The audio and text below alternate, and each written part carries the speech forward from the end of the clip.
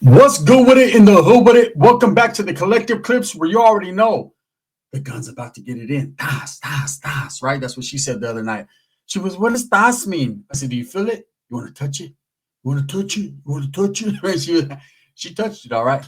But anyways, without all the tossing going on, man, I appreciate you. Hit that like and subscribe button. Put your notification bell on ding so that way you're tapped in with all the content that I'm kicking, man. I highly appreciate all the support. Thank you guys so much. And you guys know what it is, man. So, me being the humble person I am, man, American Cholo, the end, right? American Cholo, for those of you that don't know his channel, tap in, man. Give him a few views on his way out the door, man. Gil has decided to close down shop, and I'm not mad at him. And it's showing me that the era that I was brought up in, the era of YouTube that I came up in, is ending. Okay. And you either have to change your stance, go harder in the paint, or shut down shop. And American Cholo has chose to shut down shop. Now, don't get it twisted. That doesn't mean he won't come back on YouTube anytime he wants, just like Hoodstocks did and several others that have decided to close down shop and then said, you know what? Fuck that, Holmes. I'm going to do my thing. He's more than welcome to the YouTube Yarda, right? American Cholo has been a staple, and we have not seen eye to eye several times. And I could understand where Gil is coming from wanting to end his channel. Maybe the numbers just didn't work or his channel didn't go in the direction that he wanted it to, right? I always wondered what Gil's lane was, the American Cholo's lane. I know he interviewed people. When he first started out, it was a great channel. I used to tap in before I started YouTube, man, and watch from time to time. And then somewhere along the line, we bumped heads. And I remember the exact moment we bumped heads, man. No, we didn't bump heads like Wes Watson and Big Boy bump heads. That's a different type of bumping heads. We bumped heads from a distance, homie. And what happened was that I did a video about Fred C. Nellis, my time there in the Youth Authority, and how the Norteños were allowed to walk the yard, the main line. And don't trip and don't get it twisted and think that we were just punking everyone and doing what we wanted to do. We fought for ours. We fought for our establishment, right? It wasn't easy. There was a gang of Southsiders there, and they let us know that every fucking day. We were getting jumped, battery packed, stabbed, all that, and we were giving back just as much as we got. That's the truth. That's the fact, right? Later on, after I left, I don't know what happened, so I can't speak on those shenanigans. I can only speak on what it was when I was there. And I mentioned a Norteño that I was with, Batman from Baisa, from Visalia. He's actually from where Renegade Media is from, right? I know Renegade knows him personally, I'm sure. And I know Batman personally. And Batman pulled up maybe the 6th, 7th busload of Norteños after we had already been there a couple years. And Batman was a cool homie. He was solid, right? And I did the video and I talked about bats and I talked about, our interactions and things that happened while there. And then I don't know if Gil took offense to it or he felt some type of way, because what happened was Batman got into the MMA world and he became a very productive member of society, a good family man. And just, I have nothing but respect for him. I always think out of all the guys that were there, man, I seen it in him. He was a hustler, man. He could sell fucking water to sell water to an Icelander, right? He could sell fucking fire to the devil. He was good with that shit. And I seen the hustler mentality in him. So I knew that eventually it would work out for him, and it did. He got into the MMA world, opened up a couple stores, did his thing. And I guess Gil had tapped in with them, so he knew of Batman. See, Batman gained legendary status in the Youth Authority in Nellis because he was the last Norteño there, and he was actually the only Norteño granted firme raza status. Now, firme raza was for the Southsiders, right? If you were either dicked up or you were firme.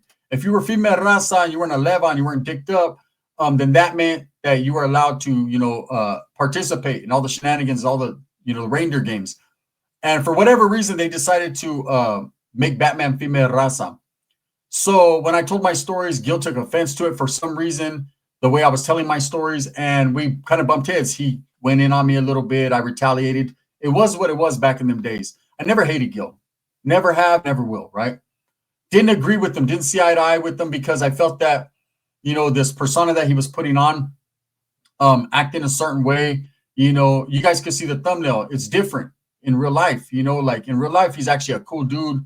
That's a picture of him and Dubs right there, posted up. So you just to let you know, man, that all that hardcore gangster shit. It's just sometimes it's just a characteristic that people display on YouTube. It really ain't that. He's really a cool guy, just like I'm really a cool guy, right? No jabs, no shots, no none of that, just real. And then there was the big paperwork debacle, right? And I'm not gonna lie, American Cholo would mention me on his podcast. I never mentioned him. He would talk shit to me, talk shit about me being a dropout and a punk and a this and a that, right? And every time my name was mentioned, but I will say that one time my name was mentioned and Gil, it was like flip flop. He was like, man, that's some real gangster shit. Gunner kept it real. I always keep it real. I was never disrespecting American Cholo, man. I always try to keep it cool, but for some reason he just didn't like me. And he played off of that non-active stuff, active stuff. And I felt like if he's in the community, he's a family man. He works construction. He does his thing, man. Why would he even trip on prison politics if he had never been to prison, right? But I understand the gangbanger mentality. I get it. There's no sugarcoating or adding preservatives. I get it, right? And so I was sent some paperwork in the middle of the night, man, and it had Gil's name on it or a name that someone had fucking AI'd on there. And I ran with it. I ran with it and I put the paperwork out because I felt this was the ultimate slap in Gil's face. And it was bad. It was all bad, man. And I took it down and I apologized. And it is what it is. I could have put someone in a dangerous situation. And I'm glad that it never came to that. Now, Gil has decided, after that, I apologize. He went in on me. He did his live. I didn't even retaliate because I felt ashamed of what I did. That's the truth, right? And again, man, it wasn't something I knew. I thought it was real. I didn't know. You live and you learn, the content creation world, right? But it was what it was. It blew over. I lost subscribers, I gained subscribers. It was what it was. Now, there was a challenge that I had put up to myself. I have a bucket list on YouTube. And there's always been two content creators that I've always been like, I need to pass these two guys up, right? And the first one was Gil, American Cholo. We were coming out about the same time. He was a little bit before me, I think. And he was doing tremendous numbers, and my numbers were okay, right? And about the time of the Cholo Trucker fight is when I really exploded on YouTube. And I remember Gil talked bad about that fight. He felt that the coming together of North and South, the coming together of the raza just wasn't a good look, and that he didn't want to have nothing to do with it, right? At the end of the day, it was a great event, a great thing, and it helped everyone tremendously. Okay, so he missed that boat, but that's cool. I understand. Again, man, sometimes that gangbanging mentality, that YA baby mentality comes back and you just know is no. No means no, right? And, and I'm sitting here reminiscing and thinking back on it, man, trying to be cool without saying too much, right? And with Gil, it was a love-hate relationship. I love to hate him and he loved to hate me right back, right? But he loved to hate me more, I think, because I could really care less, man, about the situation until it was brought up to me. But I seen all the things Gil went through on YouTube. And I can understand this, right? I could understand that it's an ugly look. But anyways, there's always been two people that I wanted to pass up. One was Gil, American Cholo. I was able to accomplish that by hard work, dedication, and being consistent, right? And I felt, when I did that, I achieved that. I was like, okay, boom, I did that. But it wasn't really no big thing because I've always been a supporter of the American Cholo podcast. I like the people that he brought on there. I like his political views. I like a lot of things that he brought on there. That's the truth, right? I was interested in it. He was one of the guys that didn't like me that I actually watched because it was interesting topics, interesting content. I never knew Gil's lane. He never had a lane. He was all over the place a little bit. Sometimes political, sometimes for the peace and prosperity of people. Sometimes, the bullshit. He knew how to play the professionalism and the bullshit. I remember when the shit went down, went on power. Back when Hunter pulled up to his spot, I didn't like that. I thought Gil deserved a little bit more respect than that, right? You don't pull up where a man lives. And I just, I spoke on that and I spoke on behalf of Gil, being a brown man. I just didn't think that was cool. I spoke on behalf of when Gil pulled up to the No Jumper podcast. I thought Gil did the right thing and held it down for the brown people. I spoke up on behalf of Gil when Gil, the whole Tyga incident came out, man, and Gil did his thing. So there were several times, man, I showed him a lot of respect, but I was never given that, reciprocated that back, So I just stopped talking about him because I feel it was just a situation where it was no go with him. He was firm in his stance, and no matter how cool I try to be, my position in prison or my position in the gang life, which didn't directly affect him, made me all bad. Okay. He had something against people that are not of good status or dropouts or whatever, you know. I guess it is what it is. Or sometimes, there's individualism, pick and choose. Pick and choose, definitely. I think it was more because I was from up north that I got it bad. But anyways, so the other content creator is Milk74. I'm on his boot heels. And it's a friendly thing. Milk's cool. It's just like, man, I'm trying to catch up to old Leche, right? And I think I'll catch him and surpass him eventually. But it is what it is, man. Shout out to Milk. Shout out to Gil as well. So anyways, Gil does this live the other day, and he's talking about ending American Cholo. That's it. He did not achieve what he wanted to achieve. He wasn't fully into it anymore. I get it, man.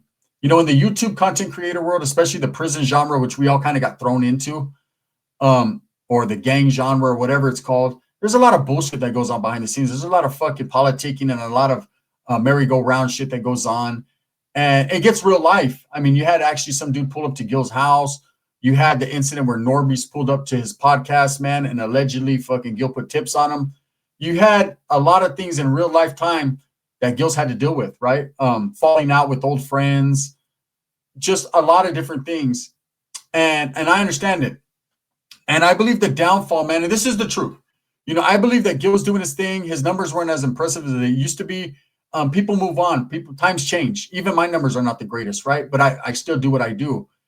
But with American Cholo, I think where I first noticed, me personally, it was coming to an end was when he tapped in with Adam 22, man, and he made good with Adam after all that shit that Adam talked about him and the raza and all that, right? And I understand, man, as a man, you have to take the higher road, and sometimes past relationships, man, you can mend those fences. But I just felt that right there was the decline, that there was a lot of people that looked at that and was like, hey, bro, the fuck, right? Especially knowing that this guy functions and kicks it with Whack 100 Daily, someone who pulled up to your pad. It just was too close to home, right? And that's when it looked like it took a dark and a different turn. Now, allegedly, American Cholo is going to be off air. He's done. And if he is, man, I want to say I never disliked you, Gil. Respects, man, on all fronts. Again, I apologize for whatever I said in the past and whatever you said in the past, man. I it's water under a broke bridge, right? I'm not even tripping. But it's going to be definitely a channel that I miss, a channel that I thought would prosper more than it did, a channel that I believe if he created a better lane for himself, he would have got better things, from it. But I think we could take this as a learning experience that, some people are just not fully dedicated to the YouTube content creation. Some people, and it's crazy because American Cholo, man, he bought, good equipment. He did all these things that I thought, man, he was on his way. But you had other podcasts that came out like, you always had Rodham Radio, who was in like kind of lightweight competition with American Cholo. But then you have Haters World, you have Hood Stocks, you have all these different content creators that actually came out and were in the same lane. And I think they clogged the highway, man. And West is on the mind, huh? On the mind like a fucking 128 G's up his ass. But Gil couldn't get around him. If these guys him and Boo Boo choose to shut down shop, it just is what it is. YouTube is not for everyone, especially when all the bullshit, when you get tired of the bullshit, all the dissing, the backstabbing, the disloyalty, because there's a lot that goes on. There was a time when I almost shut down shop. I was close.